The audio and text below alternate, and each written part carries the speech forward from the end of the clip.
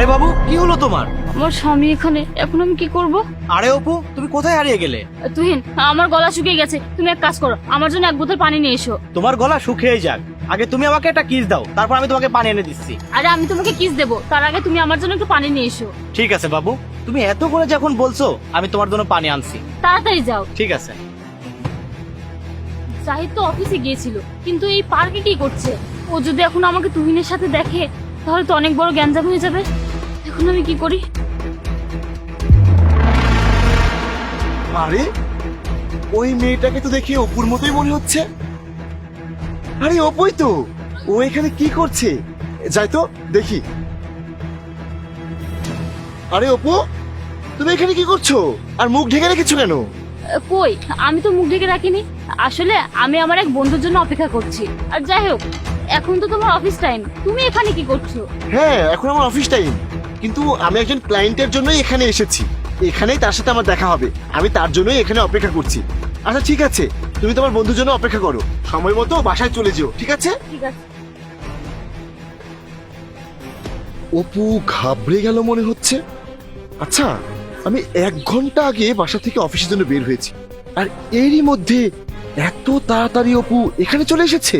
ও তো চলে গেল, এবারের মতো আমি বেঁচে গেলাম। ও যদি জানতো আমি আমার বয়ফ্রেন্ডের সাথে এখানে এসেছি, না জানি কি হতো। নিশ্চয়ই ডাল মে কুছ কালা হ্যায়। আমি এখানেই লুকিয়ে থাকবো আর দেখবো আসল রহস্যটা কি। তুই না আসলে আমরা এখান থেকে চলে যাব।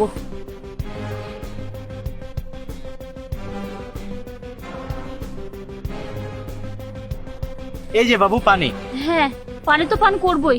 তাহলে আমার সন্দেহটাই একদম ঠিক। অপু তার বয়ফ্রেন্ডকে সাথে করে এখানে এসেছে। কিন্তু আগে চলো, আমরা এখান থেকে চলে যাই। এটা কেন বাবু? আসলে হয়েছে কি, আমার পাশের বাসার এক ভাই এদিকে এসেছে। সে যদি বুঝে যায় আমি আমার বয়ফ্রেন্ডকে নিয়ে এখানে এসেছি, তাহলে সে আমার বাসায় বলে দেবে।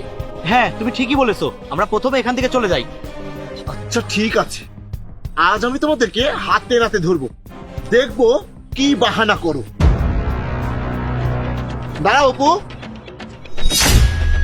তার মানে তুমি তোমার এই বন্ধুর জন্যই অপেক্ষা করছিলে? হ্যাঁ, এটাই আমার ফ্রেন্ড। এই সেই ভাই যে আমার পাশের বাসায় থাকে। হ্যাঁ ভাইয়া, আপনি একদম ঠিক বলেছেন, আমি তার বন্ধু। এই একদম চুপ থাকো। কে বন্ধু আর কে বয়ফ্রেন্ড সেটা আমি ভালো করেই জানি। আরে তুমি ভুল বুঝেছো, আমি তোমাকে বলছি না ও আমার বন্ধু। একদম চুপ করো, আমি একদম ঠিক বুঝেছি, আমি কোনো ভুল বুঝিনি।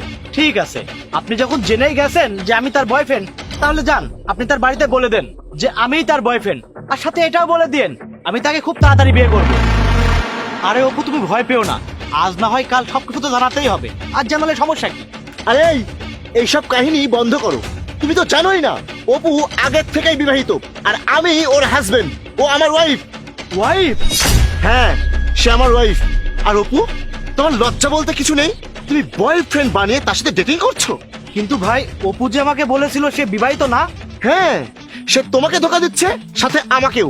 অপু, আমি তোমাকে প্রথমেই সন্দেহ করেছিলাম যখন তোমাকে আমি এখানে দেখেছিলাম। অপু, আমি যখন অফিসে থাকি তুমি আমাকে মিথ্যা বলে এসব করো। আমি সংসারের জন্য কাজ করি, আর তুমি তার খারাপ সুযোগ নিচ্ছ। শোনো, তুমি আর আমার বাসায় যাবে না, আমি তোমাকে ডিভোর্স লেটার পাঠিয়ে দেবো, তারপর এই ছেলেকে বিয়ে করে নিও। আমি যাচ্ছি। জাহিদ, জাহিদ আমার কথা শোনো। অপু, তার মানে তুমি এতদিন ধরে আমাকে ধোকা দিচ্ছ? তুমি বলেছিলে যে তুমি অবিবাহিত, তাহলে সে কে?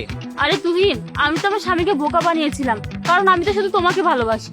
আর তুমি আমাকে ছেড়ে যেতে চাচ্ছ, এসব তো আমি তোমার জন্যই করেছি। তুমি আমার কথা শোনো তুহিন, আমি তোমাকে অনেক অনেক ভালোবাসি।